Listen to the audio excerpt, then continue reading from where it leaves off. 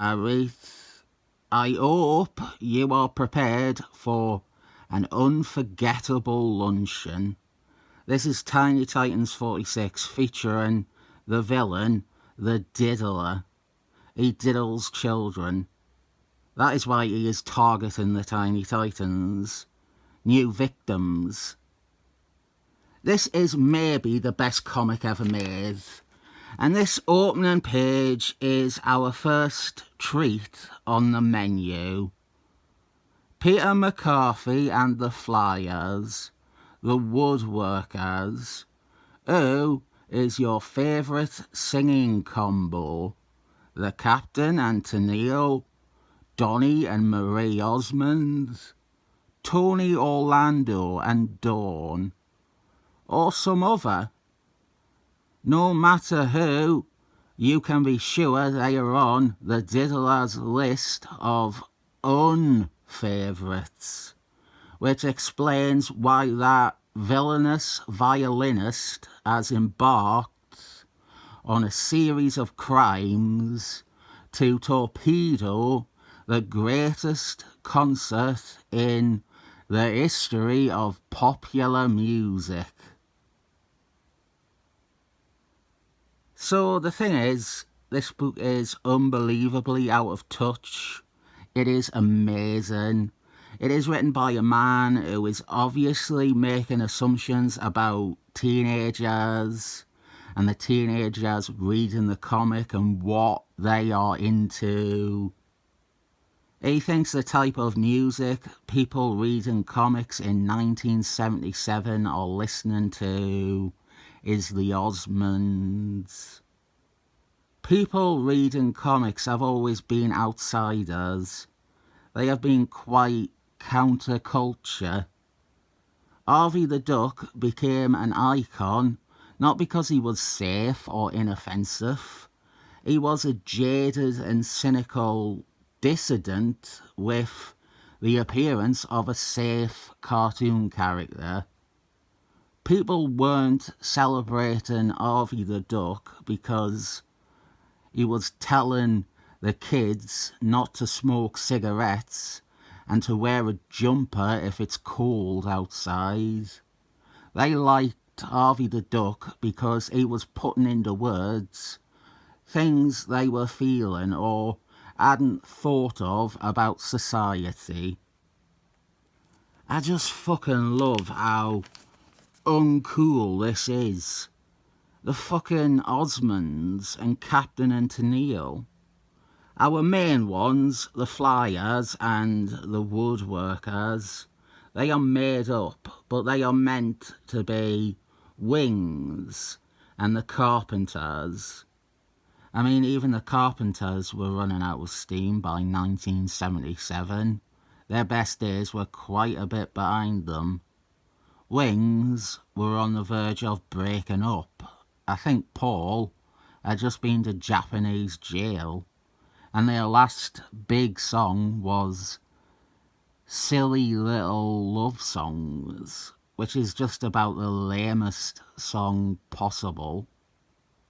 I don't want to be a muse or twat and show off my knowledge of music, but in 1977, here is what I think some of the Tiny Titans would actually be listening to rather than the Carpenters. Hotel California by the Eagles. Robert would love that. I think Willie West would be into Carry On My Wayward Son by Kansas. Red Arrow, I think he would be stuck in a rut listening to hard CCR records. Donatello would be all over Fleetwood Mac. I think Robert would like them too. Rumours was 1977. They're all listening to that. Except Mallard Ducklin, who I imagine is listening to the Osmonds and the Carpenters. But who's got the real anti-parent culture sounds? By the way, if you've not heard Temporary Secretary by Paul McCartney, if you love ironically listening to shite music, do yourself a favour.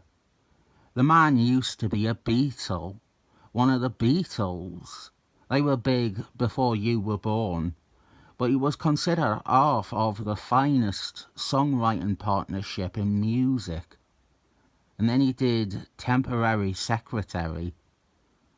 It is a battle of the bands between the Carpenters and Wings. The diddler has stage-bombed the Carpenters. I love the idea of a nonce being so out of touch. He thinks all the kids are going to a Carpenters concert. Red Arrow and Mallard Duckland are there. See, I told you Mallard Duckland was into this soft mainstream music. They end up trashing Wings' instruments. The comic won't let up though, because we cut to Tiny Titans HQ and Robert tells a bad joke. And then we introduce our new member of the team, Joker's daughter. Robert has brought her along, a woman who has only caused him bother in the past. But now he has gone insane and thinks she should join the team. The writer of this, Bob Rebadow, he created Joker's daughter a few months earlier, and she really does become his personal project. She is almost his Willow. And her illustrious membership with the Tiny Titans, which is nonsensical in every way, was exactly what made me want to do this run. There was 1 or 2 issues of it in a trade, and I read them, and I couldn't believe the level of insanity they were presenting with this quite honestly shit character being validated at every turn, her craziness and her criminal nature being overlooked every chance, and all the male characters fallen in love with her. Red Arrow and Mallard Duckland return from their rock music concert, and Red Arrow apparently has a band called Great Fog. It sounds like a Creedence Clearwater Revival tribute act. Or maybe Fogart. Oh, Red Arrow, he loves Fogart. I actually hate this, by the way, when writers just have characters suddenly into music. I remember Peter Gilbert in Defenders had Snowman talk about the Bush Tetras, and it felt very awkward. It was Peter Gilbert inserting his music taste into the comic and using Snowman as a mouthpiece to tell people the Bush Tetras are real cool. There had never been and never will be anything else in Snowman's history where he mentions liking Bush Tetras or even another act of a similar genre. The worst one, all-time worst if you ask me, when Martin Quaid had Captain America like Radiohead. No fucking way. Captain America does not like Radiohead. There's nothing wrong with Radiohead or liking Radiohead. I like a lot of Radiohead. But Steve Rogers from the 1940s doesn't like Radiohead. It is unlikely he would like Radiohead. And Martin Quaid had it that one of the first things Captain America did when he woke up in the modern day was discover Radiohead. It would fucking scare him. You'd think, why's this man whining about things? Captain America has missed the 50 years of music before Radiohead that explains and contextualizes Radiohead, and actually is essential to even understand Radiohead and their approach to music. The Beatles, that makes more sense. Captain America would try to catch up on music by listening to Sgt. Pepper's or Abbey Road. You wouldn't go straight for the alternative indie rock electronic band that Martin Quaid presumably listens to. Right, so Wings and the Carpenters. I'm certainly not saying that Wings and the Carpenters weren't hugely successful musical enterprises. I am merely observing that most teenagers were not listening to them. Definitely not in 1977. Both groups had dipped by 1977. It is exactly a writer who is out of touch and thinks that the charts necessarily reflect the youth, rather than realising the record buying public has gone beyond kids. It's also maybe he looked at the charts from 3 or 4 years ago. 1977, I didn't mention it, but it was the year of punk. Not well known in America yet, but punk was happening over here. The Sex Pistols, Buzzcocks, The Damned. Cameo from Jack Ryder, The Creeper. As I said, this is the best comic ever, so Creeper had to be in it. Joker's daughter is part of the team now.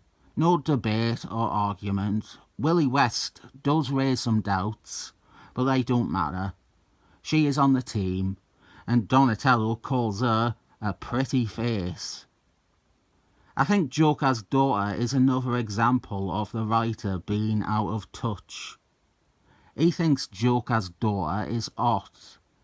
He thinks she is popular even. I mean, I am sure there are other people. There'll be weird fan art of her and Harlequin, I guarantee. But when you have the characters openly referring to her as if she is attractive, it is complete gibberish.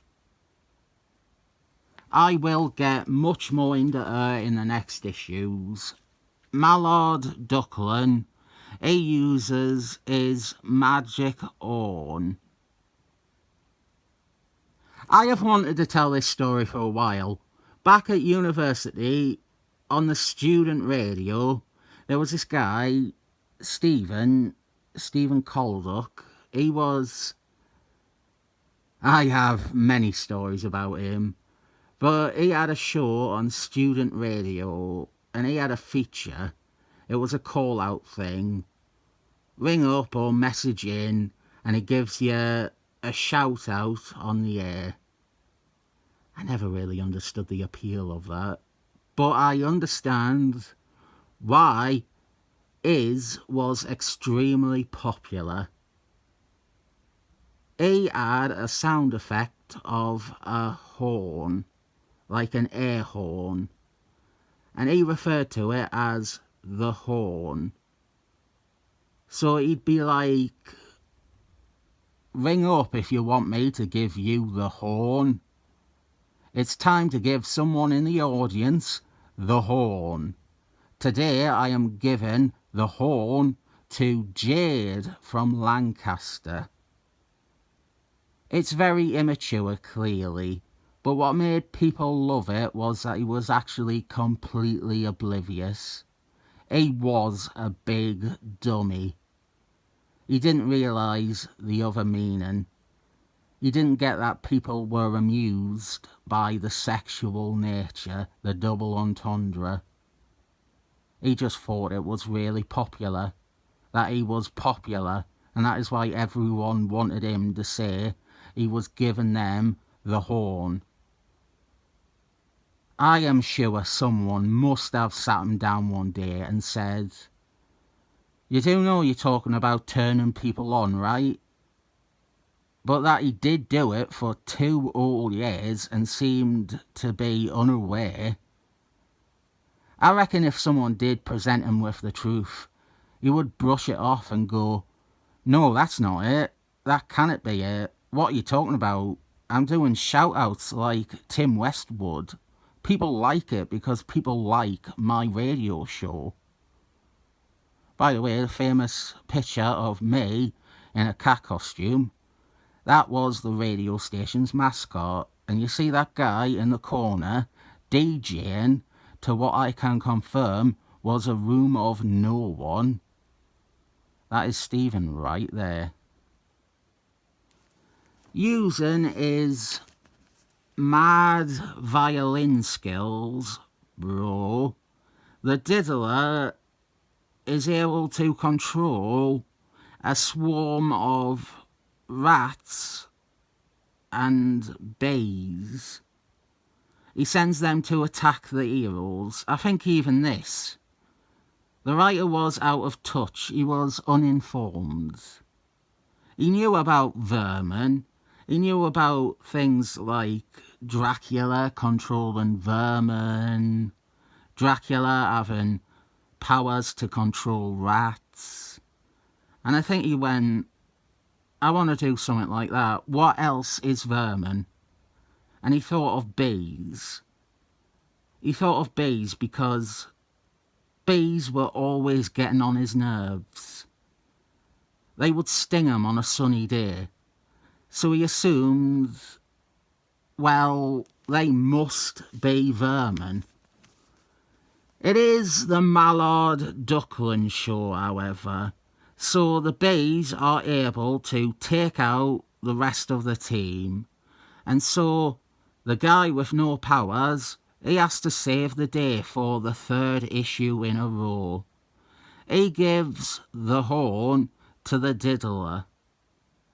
He would too. The diddler loves kiddies. The diddler would get the horn from Mallard Duckland.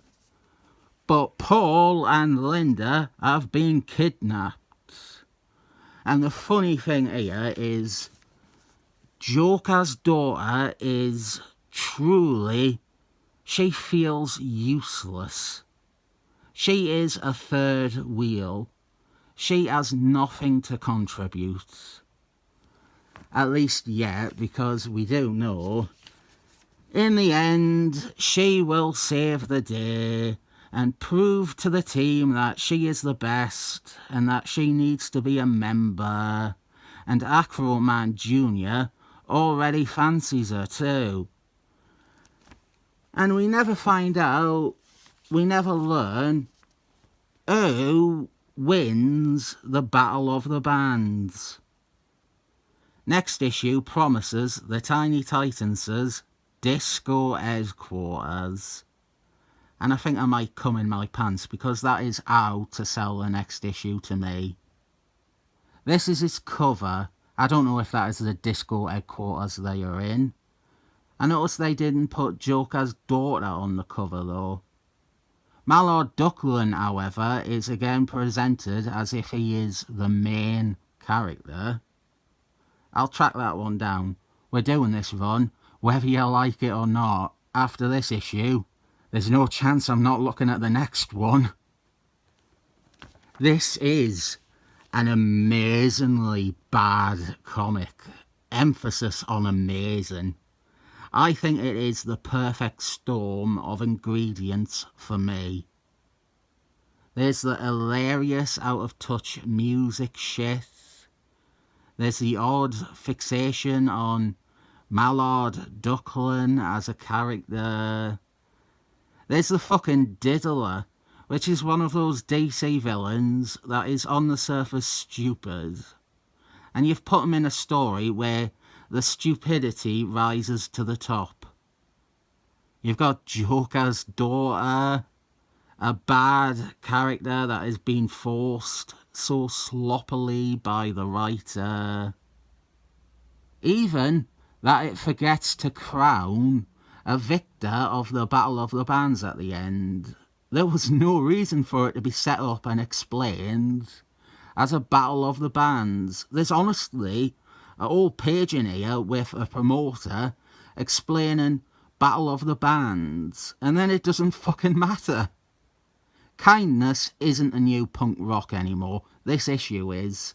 The Osmonds are punk rock. The Carpenters, Wings, Captain and Tennille, Tony Orlando and Dawn. Amazingly bad comic. I love it. I am giving this the horn and 7 thumbs up.